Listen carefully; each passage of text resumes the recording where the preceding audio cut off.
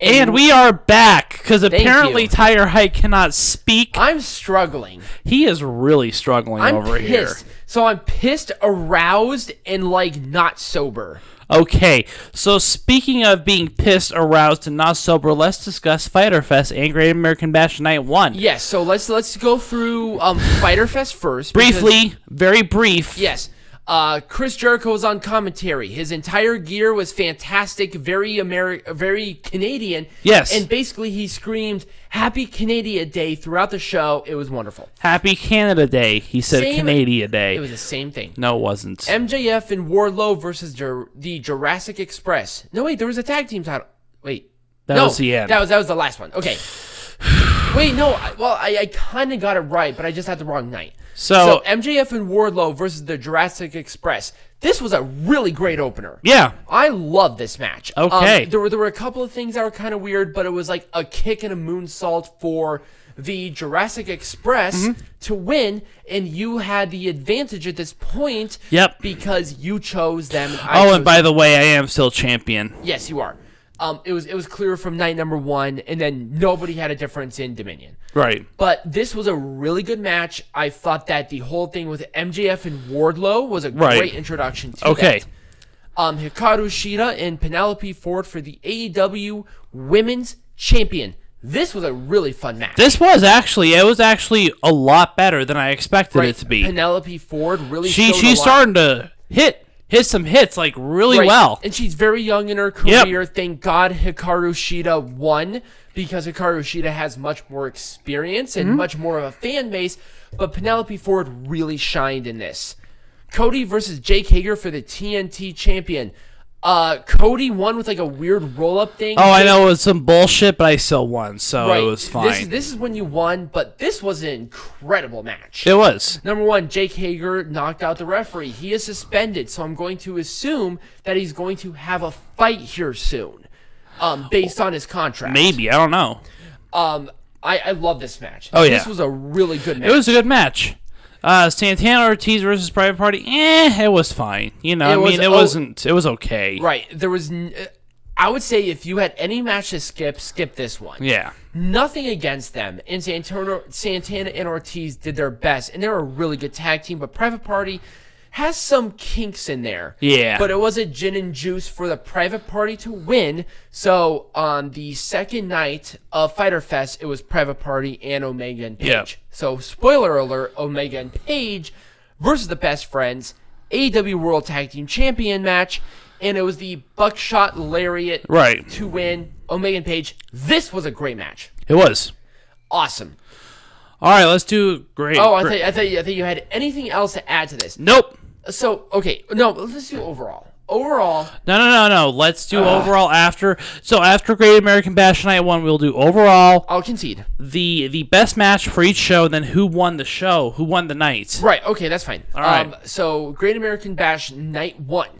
It was Mia Yim, Tegan Knox, Dakota Kai, and Candice LeRae in a Fatal 4-Way elimination match to determine the next number 1 contender. It was a great match. Before Dakota Kai and Tegan Knox, it was okay, but then it became really good. Right. So LeRae was out first after defeat by Mia Yim. Yep. Mia Yim was out pretty much soon after Dakota Kai rolled her up. But then there was at least a 10, 12-minute sequence between Knox and Kai. Yeah, it's because LeRae and Yim have a match on night number 2, so it's okay, you're just putting them in there because reasons. Right. Knox won. She won with the shiniest wizard. This was... So, I even put at first, but after that, Tegan Knox and Dakota Kai have such great chemistry. Ooh, wow, yes. I really did enjoy this. I really did at the end, but at the beginning, there was why was Mia Yim or Candice LeRae in this? They're not even involved in the number 1 contenders, especially with Tegan Knox and Dakota Kai. Right. It just didn't make sense to me. But, it is what it is. All right, let's go on to Timothy Thatcher and Oney Lorcan. It was okay. It was a Fujiwara armbar for Timothy Thatcher to win. I loved this match. It was a good brawl for all kind of match. It was a clinic. This is Right. But I mean, we even discussed this, and we might do a thing about it. This is not the style for WWE. Ooh, it is not. Like New Japan, maybe some AEW, Yeah. but there's too much of a mix with WWE to yep. do this.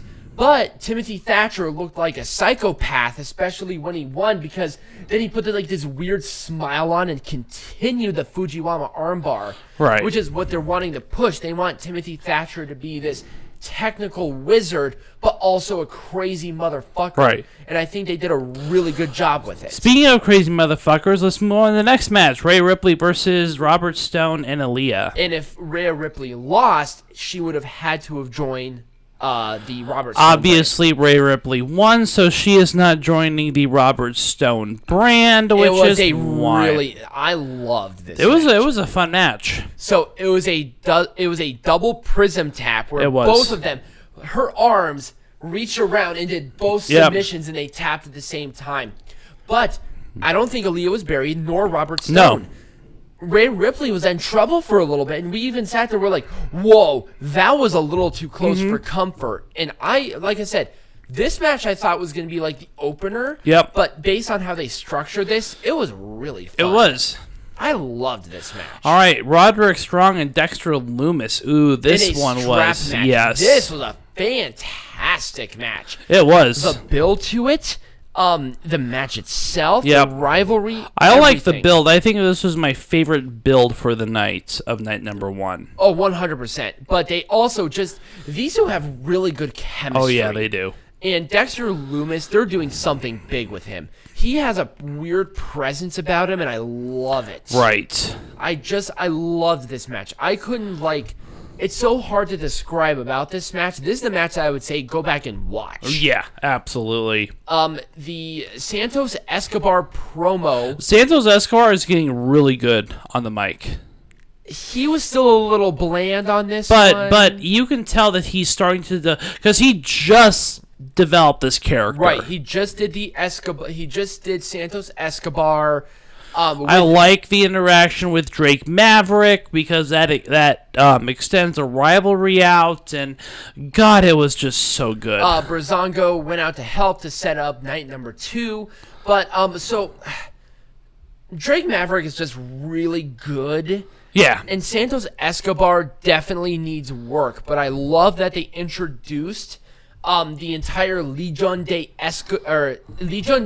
Fantasma. Yes. At this point. Yes. Because now we have a synergy between Joaquin Wilde, Raul Mendoza, and Santos Escobar now. Right. So I did not mind it, but Santos Escobar seemed a little cookie cutter. Yeah. But that's being really nitpicky.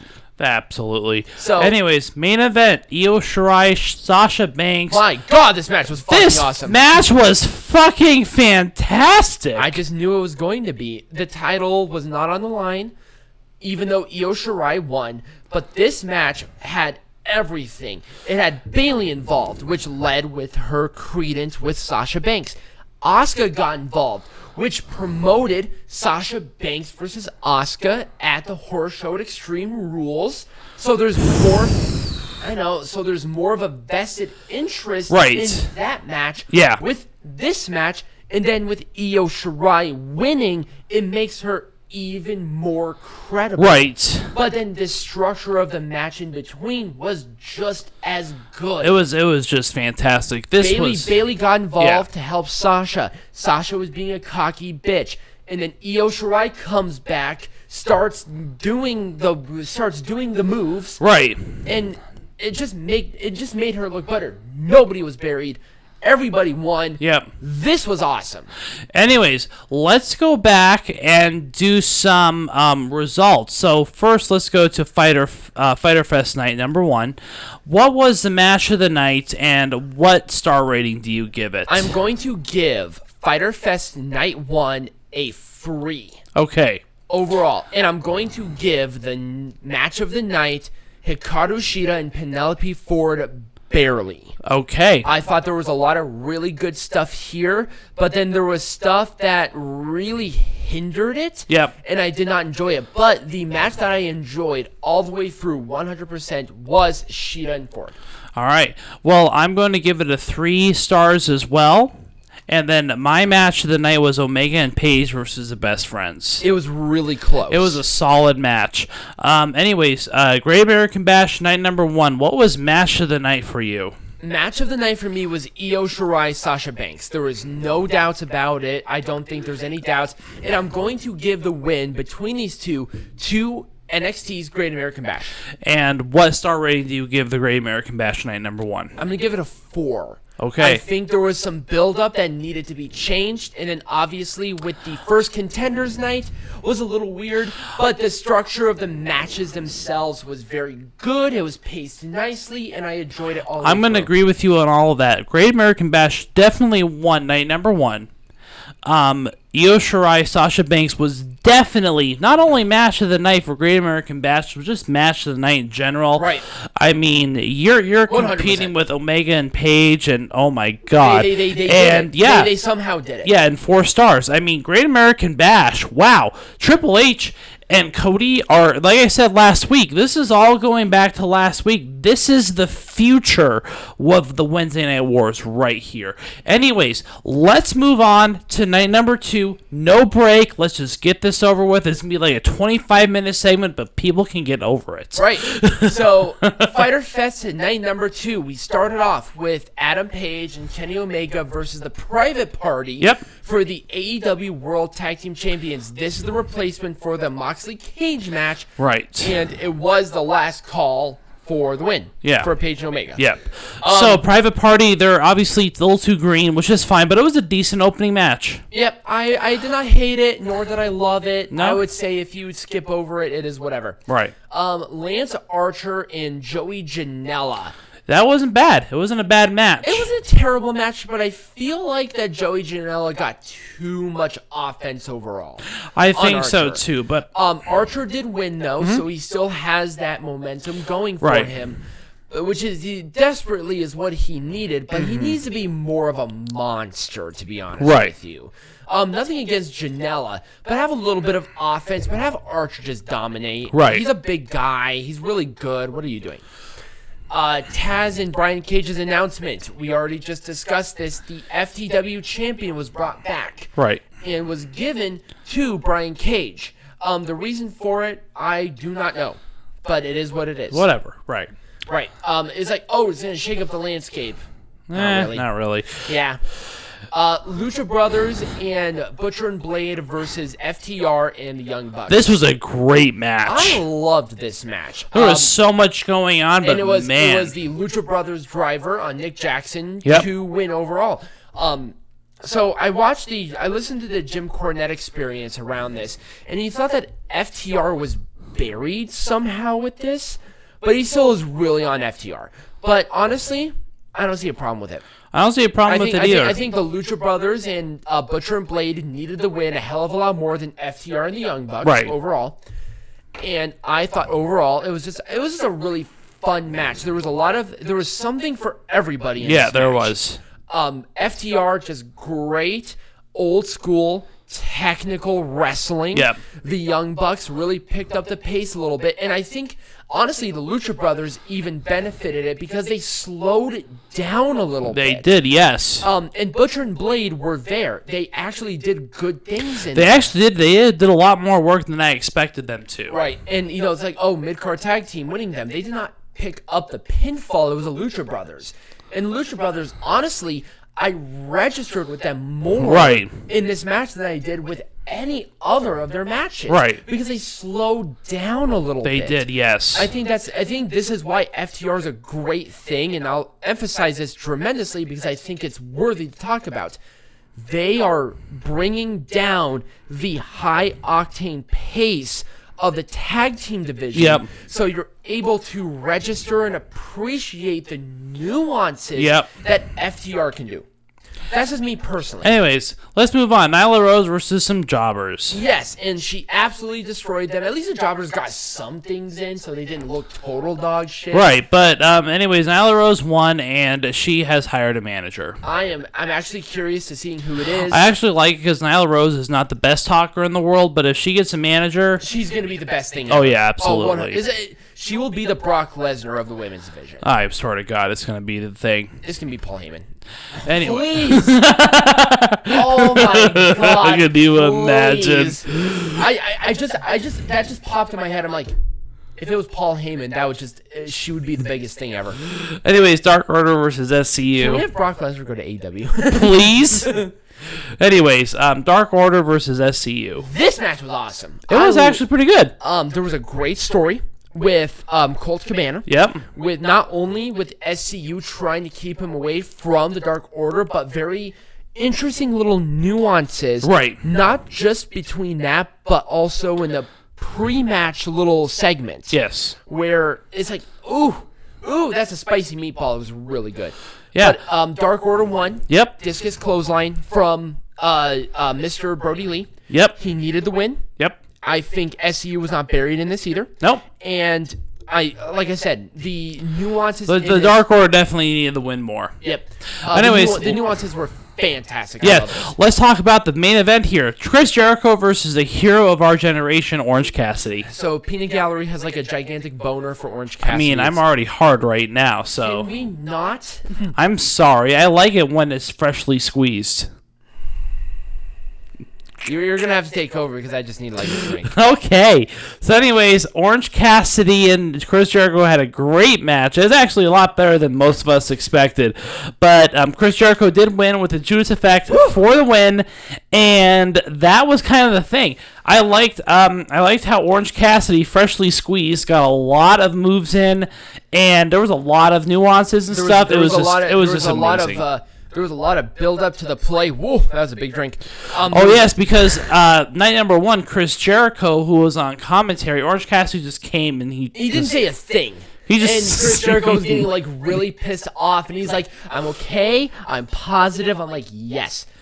Jericho said that this was the most fun match that he had in his entire career. Yeah. And you can tell that these two were just having fun. Yeah. And honestly, sometimes the best... It just makes Orange Cassidy look all that... He wasn't buried at all. Orange Cassidy looked great. He looked great in this match. He looked legitimate. Also, he took it more seriously. He took off the glasses, he took off the coat, he took off the shirt even before the match happened. Right. So there was a lot more of an emphasis of realism in there, and I still believe that the right person won with Jericho winning. Cassidy did not need to win this to look good, but Jericho needed a win to kind of establish that credibility again. Right. Anyways, let's move on to the Great American Bash night number 2. Candice... I'm gonna scroll down. Oh, whatever. You scrolled up because of reasons. Okay, Candice. It helps me, so shut up. Candice LeRae. It's my computer. Candice LeRae and Mia Yim in a street fight match.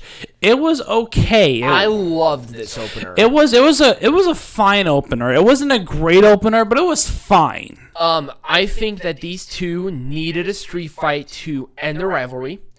I hope this is the end. I think it's done. I think this is 100% in. Who knows? At least for now.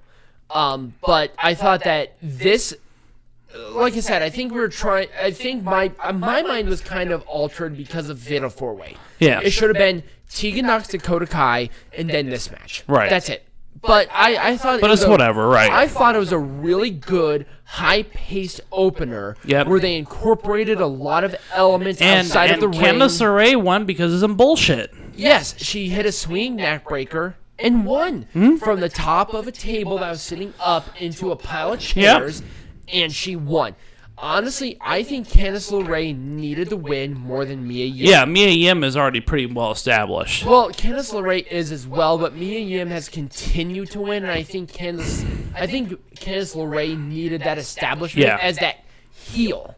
Right. Because like, oh, you're losing, but now you're a heel. Maybe you should have stayed babyface. With this win, it establishes her that the heel turn was necessary. All right, let's talk about the P-break match, which was not a women's match. Right, Bronson Reed and Tony Nese.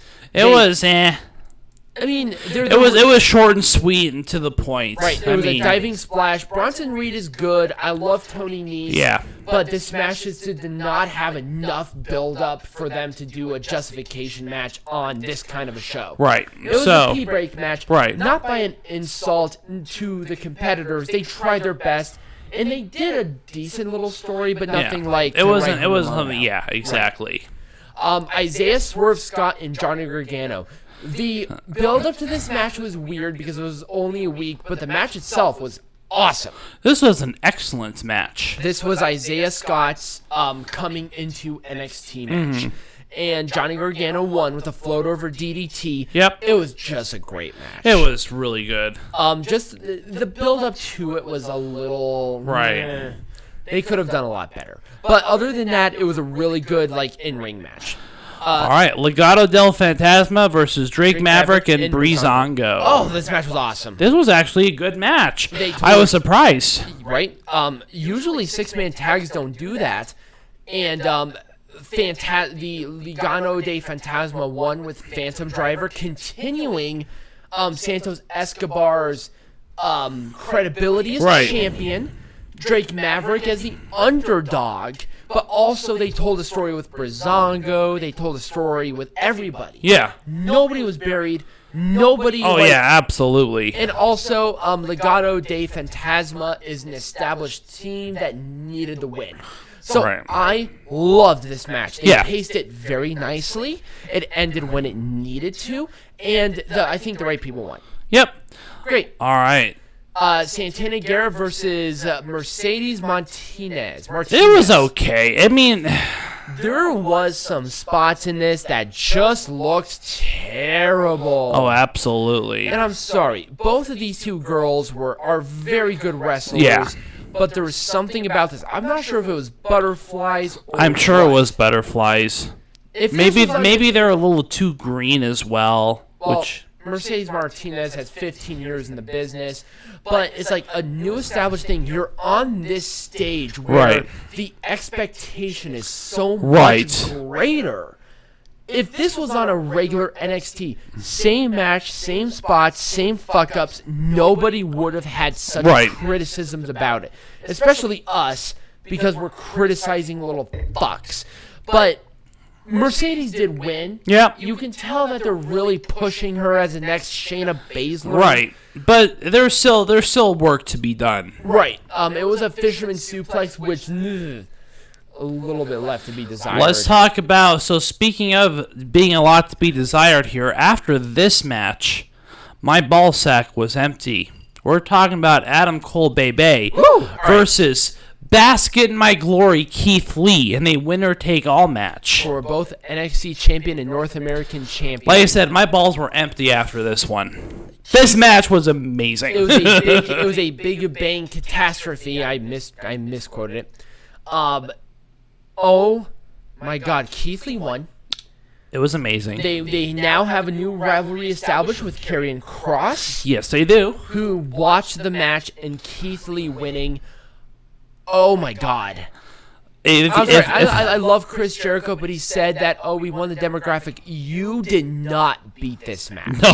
Keith Lee, Adam Cole, there's no way. A double title on how fucking awesome these two are? Are you serious? This match was fucking amazing. This match was the establishment. And both Peanut Gallery and I established that this is where NXT Great American Bash won definitively across the board. Yep. No matter what. Right. Demographics be damned. I hate it when people say, people want the 18 to 34. I'm sorry, but there was a 600,000 viewers for there was almost more than 920,000 people for Great American Bash. And people were promoting on social media everywhere. Nobody was talking about this match. Fyter Fest. Yeah, this match was awesome. Nobody was talking about Fyter Fest. They were talking about Great American Bash. Yeah. I'm sorry, but overall, so I'm going to give NXT if I can Okay, anyways, let's continue on. Your rating for both shows, your favorite match for each show, and who won the fucking night. All right. So we're going to do with Fyter Fest because I'm going to be fair. It's going to be a 3.75 out of 5. Okay. I think there was a lot of things in this thing that were some problems. Orange Cassidy and Chris Jericho obviously was a match tonight. I'm going to give it a solid 4. Okay. Because what was the point? That was the only thing that I had a problem with. But with Great American Bash, I'm going to give it a 4.5 stars out of 5, 100%. And obviously it's going to be Adam Cole, Keith Lee with a full 5-star match. There was great emotion, great pacing, good David and Goliath story. There were points in time where I thought Adam Cole was going to win, and then it was one Big Bang catastrophe, making sure that that finisher was an established finisher. Yeah. Boom. That's it. That is it. Right. Okay. So we only have like 5 minutes left in this segment. So let me do mine. So go for it. Obviously, not Great American, but Fyter Fest match of the night was Orange Cassidy, Chris Jericho, followed very closely by the 8-man tag match with Lucha Brothers and blah, blah, blah. Mm-hmm. I would give Orange Cassidy, Chris Jericho a 3.5 stars. I would give the entire event probably a 3.5 star as well. It was better than night number 1, but it was not...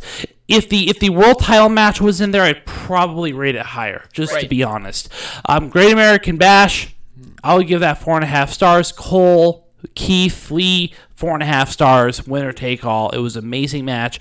There was a couple hiccups with the build up. It didn't feel like it was as long as it should have been for a match like this of this magnitude, but it was still just an amazing match. I mean, they could build Cole and Lee up for a year and a half, and they would have a 7-star match. Right. That'd be Okada Omega. Right. So it wasn't necessarily the match itself. It was a build up to the match. It was a build up to the match that kind of got me. Right. That's. I mean, why do you think Omega Okada got 7 stars? I think part of it was because of the build up to the match. Because they had 2 really good matches, and then they had that last one. That it was the blow off match. This to me. This should have been like WrestleMania blow off. Like, let's get this all the way out. Great American Bash won both nights. Great American Bash across the board beat AEW Fyter Fest. Yeah, 100%. Wow. Kudos to Triple H. He pulled off. Wow. Great American Bash wasn't announced until like the week before. But still, as a brand, this was a competition against them. Yep. Triple H said, "Oh, it's a healthy competition," and he did it. He did it with not as much build-up. Yeah. And arguably, maybe not as great stars, but my God, they showed their stuff. Even with like Santana Garrett and Mercedes Martinez, just because that match was on there, it was even better. Yeah, but wow. I mean, this is. Let's just say we had a really fun Wednesday night, both nights. We were very excited. We were, and also not very sober, but we were very excited. Oh, no, both nights. But anyways, yes, that was Fyter Fest, and that was Great American Bash. When we come back from the break, it's been about a 28-minute run here. We're going to talk about the icing on the cake, and I'm talking about my dick. It's NJPW Dominion. We're talking about Dominion, okay? We're not talking about Peanut Gallery's dick because there's nothing there. All right, we'll be back.